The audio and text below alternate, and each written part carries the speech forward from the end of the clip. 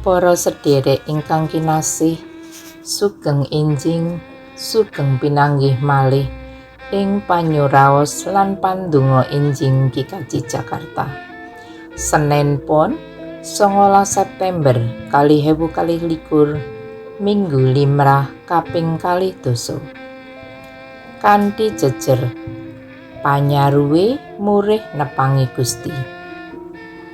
Sumangga sami sowan ing ngarsanipun Gusti kanthi pandonga. Puji syukur ing ngarsanipun Gusti ingkang tansah ndampingi, njagi saha berkahi kawula. Lumantar sabda paduka punika, kawula nyuwun kaparingan Roh Suci supados sabda ingkang kawula rungu lan giluti punika dados dasaring anggen kawula nindakaken pedamelan saben dinten. Amin.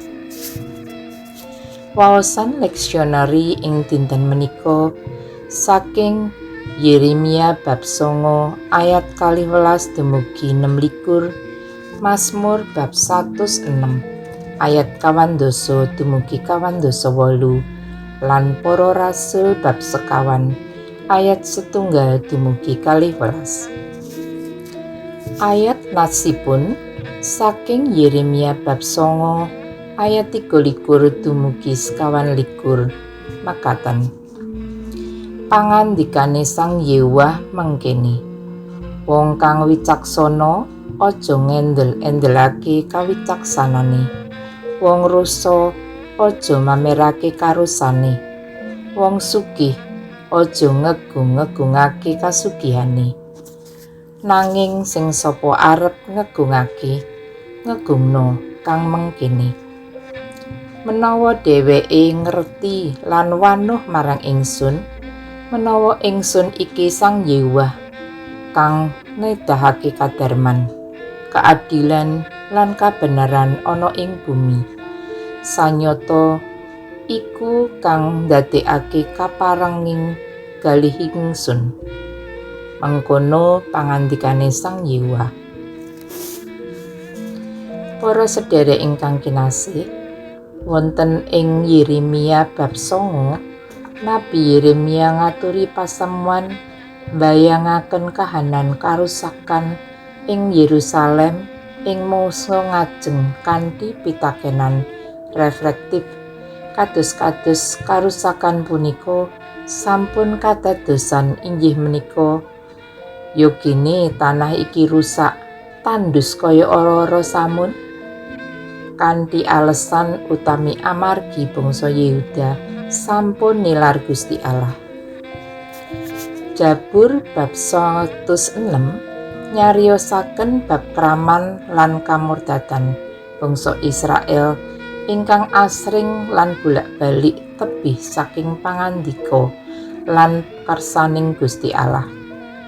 Juru Mazmur ngakeni sedanten dosa lan kasetyanipun bangsa Israel ingkang boten tuhu.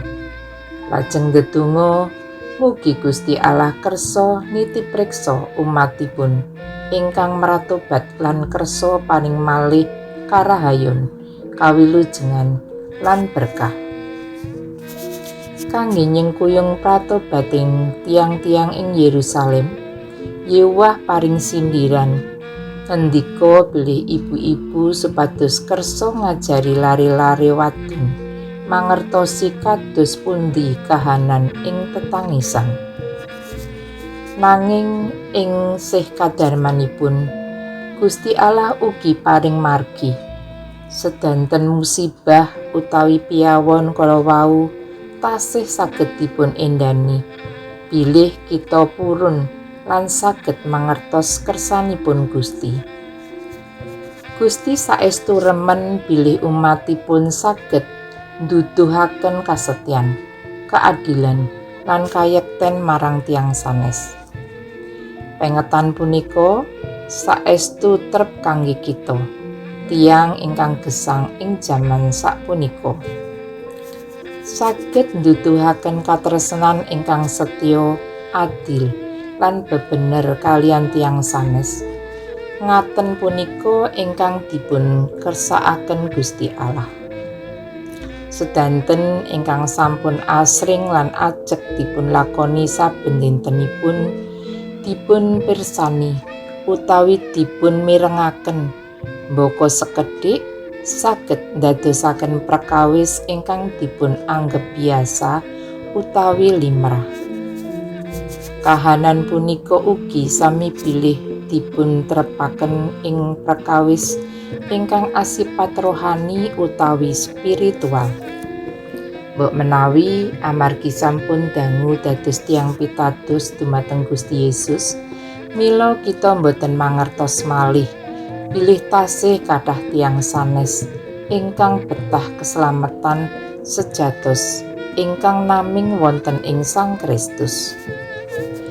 Tasih kathah tiyang ingkang boten bejo kados kita saged ngraosaken berkah karahayon lan kawilujengan saha sesambetan ingkang raket kalian Gusti. Tiang-tiang wae ketasih gesang kanthi ajrih dhateng siksa ingkang langgeng amargi boten wonten kepastian ing kawilujengan lan karahayon. Sumangga kita sami ngaturaken kawilujengan ingkang sampun kita tampi dumateng tiyang kathah supados ugi sami ngraosaken berkah ingkang sami saking Gusti. Amin. Sumangga kita sesarengan ndedonga syafaat. Duh Gusti, matur nuwun awit pangandika Tuhan ingkang ngiyataken lan dadosaken kawula mangertos. Nyuwun pangapunten amargi kawula tasih asring rumaos sombong lan langkung sae tinimbang tiyang sanes. Kawula masrahaken keluarga lan bangsa kawula dumateng Gusti.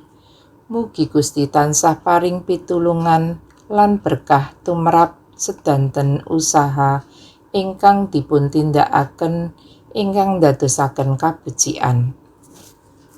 Nyuwun berkah lan tuntunan Gusti anggenipun kawula nindakaken sedanten kewajiban lan kegiatan supados asma patuko kaluhuraken. Ing asmane Yesus Kristus kawula ndedonga lan ngaturaken panuwun. Amin.